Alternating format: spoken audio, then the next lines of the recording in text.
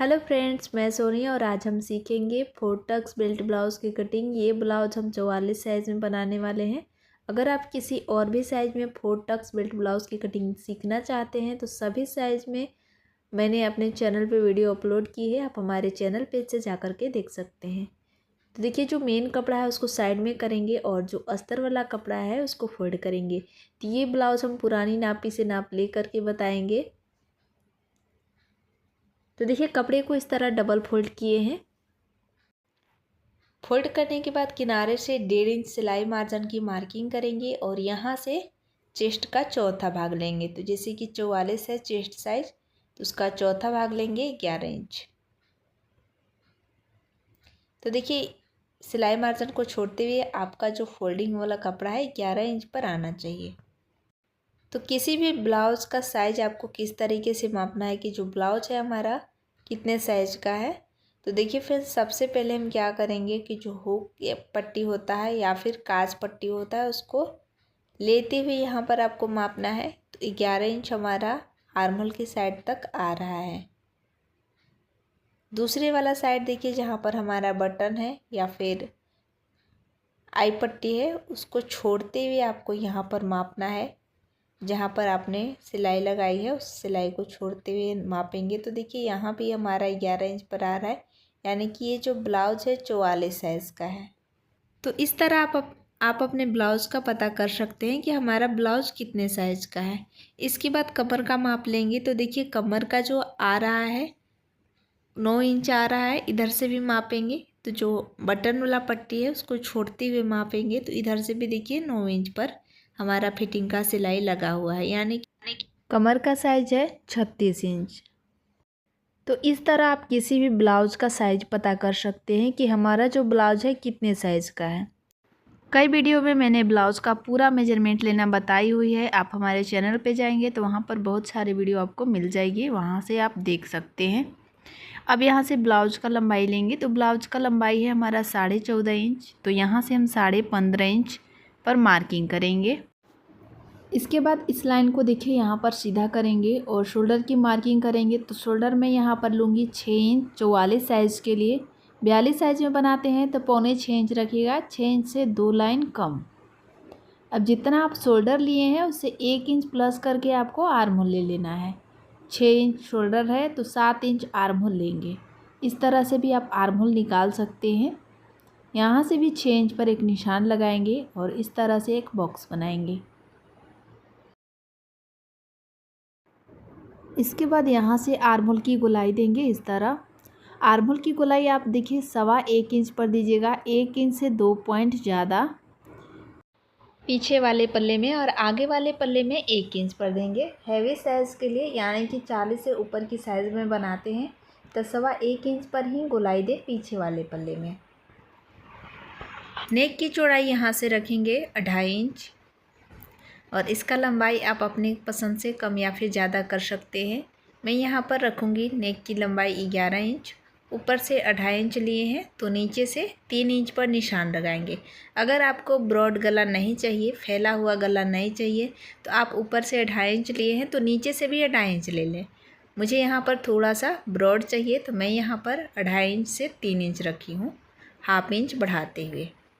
इसके बाद जिस तरह नॉर्मल गले का शेप देते हैं उसी प्रकार यहाँ पर शेप देना है, लेकिन नीचे से हाफ इंच एक्स्ट्रा लेने से क्या होगा कि आपका गला थोड़ा सा ब्रॉड रहेगा।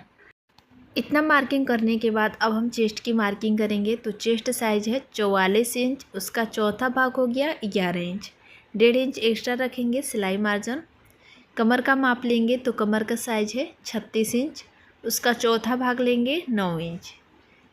1 इंच पीछे के प्लेट के लिए और 1.5 इंच एक्स्ट्रा सिलाई मार्जिन। इसके बाद इन दोनों लाइन को देखिए आपस में इस तरह मिला देंगे। ये हो गया सिलाई वाला लाइन और ये हो गया एक्स्ट्रा सिलाई मार्जिन। पीछे वाले पल्ले का मार्किंग कंप्लीट हो गया है तो इसी मार्किंग के ऊपर हम इसकी कटिंग करेंगे। इसके बाद अब हम फ्रंट साइड की कटिंग करेंगे। तो उसके लिए देखिए थोड़ा सा आपको कपड़े को बढ़ा के रखना है चौड़ाई में, यानी कि 2 से 2.5 इंच आपको एक्स्ट्रा बढ़ा के रखना है। अब नीचे से 1 इंच पर एक मार्किंग करेंगे और इस लाइन को सीधा करेंगे। आगे की साइड 1/2 इंच पर निशान लगाएंगे हुक और आई पट्टी के लिए, और इसके बाद पीछे वाले पल्ले को इसके ऊपर से रख करके सेट करेंगे। अब यहाँ पर हम देखेंगे कि हमें किन किन चीज़ों को चेंजिंग करना होता है आगे वाले पल्ले में। अब जितना आप पीछे वाले पल्ले में शोल्डर रखे हैं उतना ही आपको आगे वाले पल्ले में भी शोल्डर रखना है। तो देखिए यहाँ पर शोल्डर की साइड से एक सीधी मार्किंग कीजिएगा इस तरह, और उसके बाद आर्महोल की साइड डॉट डॉट करके निशान लगाएंगे, क्योंकि आगे वाले पल्ले में आर्महोल की गहराई हमें 1/2 इंच डाउन करके देना होता है। आर्महोल की साइड से 1.25 इंच पर निशान लगाएंगे, यानी 1 इंच से 2 लाइन कम, और कमर की साइड से पूरे 1 इंच पर निशान लगाएंगे। अब इन दोनों लाइनों को इस तरह मिला देंगे। इसके बाद पीछे वाले पल्ले को अलग कर लेंगे, और अलग करने के बाद देखिए 1/2 इंच गहराई देते हुए आर्महोल में गोलाई देंगे इस तरह। अब यहाँ से नेक की मार्किंग करेंगे, तो नेक का लंबाई आप यहाँ पर कम या फिर ज़्यादा कर सकते हैं। मैं यहाँ पर नेक की लंबाई रखूँगी 6.25 इंच। आप 6.5 इंच भी ले सकते हैं। अगर आपका ब्लाउज़ का लेंथ ज़्यादा है, ज़्यादा लंबे साइज़ के लिए बनाते हैं, तो नेक की लंबाई आप 6.5 इंच रख सकते हैं। मैं यहाँ पर 6.25 इंच लूँगी।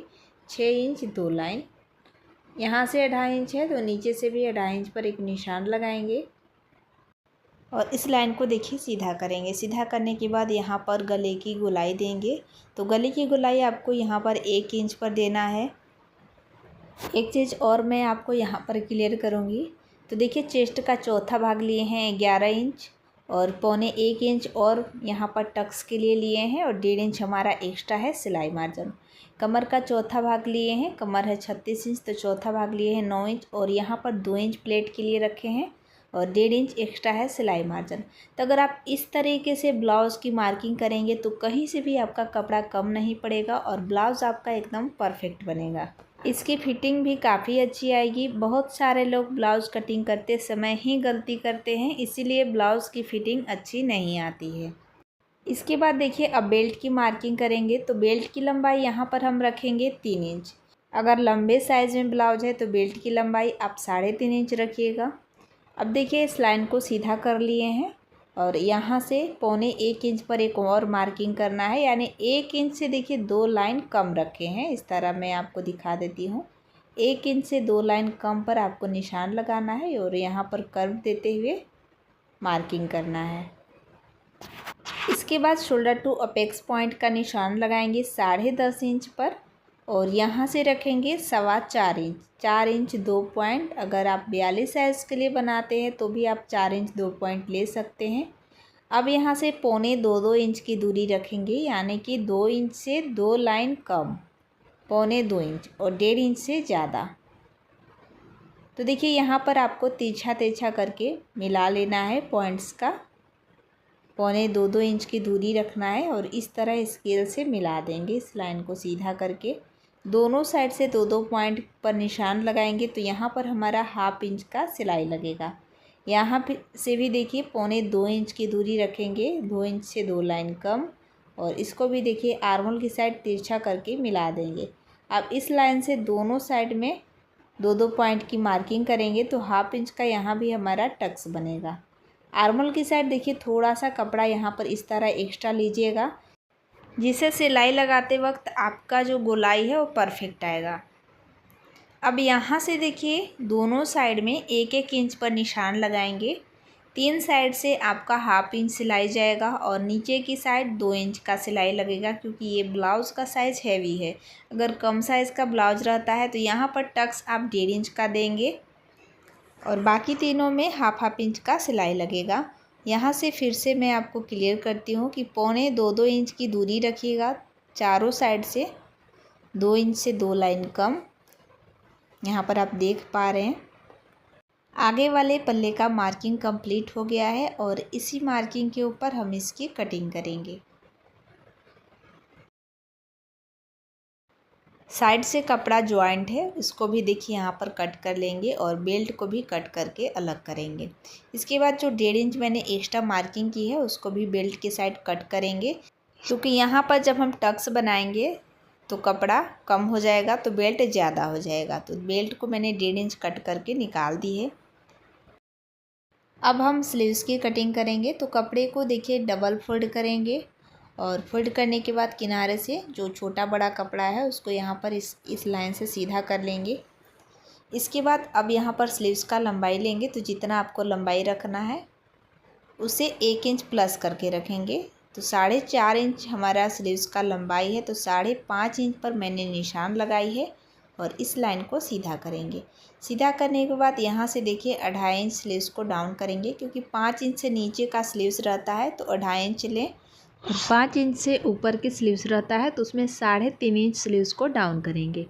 इसके बाद अब पीछे वाले पल्ले को लेंगे और शोल्डर की साइड 1/2 इंच छोड़ते हुए सिलाई मार्जिन को इस तरह इंची टेप को रख करके गोल गोल घुमा के चेक करेंगे। तो यहाँ पर देखिए 11.25 इंच आ रहा है, यानी 11 इंच से 2 लाइन कम है। अब इस प्रकार आपको यहाँ पर तिरछा करके रखना है 11.25 इंच और 1.5 इंच और एक्स्ट्रा रखना है सिलाई मार्जिन। थोड़ा सा कपड़ा कम पड़ रहा है तो उसका आपको फिर से यहाँ पर मिला लेना है। अब इंची टेप को तिरछा रख करके 11.25 इंच पर निशान लगाएंगे और 1.5 इंच एक्स्ट्रा रखेंगे सिलाई मार्जिन। इसके बाद स्लीव्स का फिटिंग की मार्किंग करेंगे। तो 6.5 इंच पर देखिए फिटिंग है और 1.5 इंच एक्स्ट्रा रखेंगे सिलाई मार्जिन के लिए। अब स्केल को लेंगे और इन दोनों लाइन को देखिए इस तरह मिला देंगे। साइज़ के अकॉर्डिंग हाथ का जो साइज़ है एकदम पतला है, तो इसमें कोई कंफ्यूज होने वाली बात नहीं है फ्रेंड्स। देखिए कम ज़्यादा हो सकता है, सभी का हाथ बराबर नहीं होता है, इसलिए आपको इस तरह तिरछा रखते हुए देखिए यहाँ पर डॉट डॉट करके इस तरह मिला देंगे। और मिलाने के बाद इसी लाइन से 1/2 इंच अंदर जाते हुए यहाँ पर आपको गहराई देना है और 1/2 इंच ऊपर जाते हुए ऊपर से, जैसे कि यहाँ पर आप देख पा रहे हैं। और उसके बाद एक और यहाँ पर 1/2 इंच की मार्किंग करेंगे आगे वाले स्लीव्स के लिए। तो देखिए दोनों साइड आगे और पीछे दोनों साइड जो स्लीव्स जॉइंट होता है वो मैंने यहाँ पर मार्किंग कर दी है। पर फ्रंट साइड में जो स्लीव्स जॉइंट होता है उसको मैंने यहाँ पर अभी कटिंग नहीं की है। मैं इसकी कटिंग जब हम स्लीव्स को जॉइंट करेंगे तब करूँगी। तो यहाँ पर मैंने सिंगल स्लीव्स की कटिंग की है और इसके बाद जिधर से भी आपको लाइनिंग वाला कपड़ा दिख रहा है उधर से आपको दूसरा वाला स्लीव्स कटिंग करके निकाल लेना है।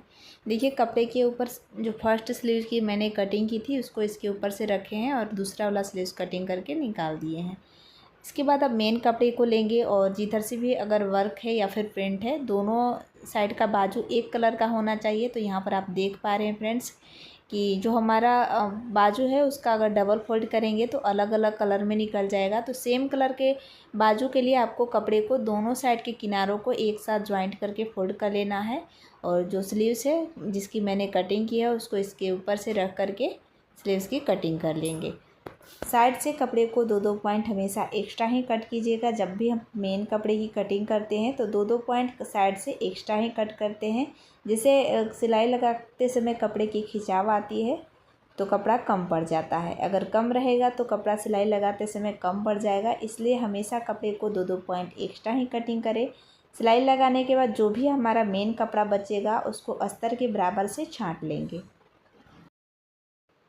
तो इसी तरीके से सारे पार्ट को आपको डबल में रखते हुए, यानी कि जो मेन कपड़ा है उसको डबल में ही फोल्ड करके कटिंग करें, नहीं तो प्रिंट आगे पीछे निकल जाता है, सीधा उल्टा आपका हो जाता है। तो अगर आप डबल में मेन कपड़े को फोल्ड करके कटिंग करेंगे तो जो प्रिंट है वो एकदम बराबर आएगा। दोनों का जो आगे वाला पल्ला है यानी कि सीधा जो प्रिंट है वो दोनों साइड आएगा। तो इस तरीके से आप कपड़े को डबल में फोल्ड करके ही कटिंग करें। तो देखिए अब जो बच गया है बेल्ट, तो बचे हुए कपड़े में से हम बेल्ट कट करके निकालेंगे। बिल्कुल आसान तरीके से ये बेल्ट ब्लाउज़ की कटिंग मैंने आपको बताई है। अगर आपको हमारी वीडियो अच्छी लगी तो वीडियो को लाइक, सब्सक्राइब एंड शेयर ज़रूर।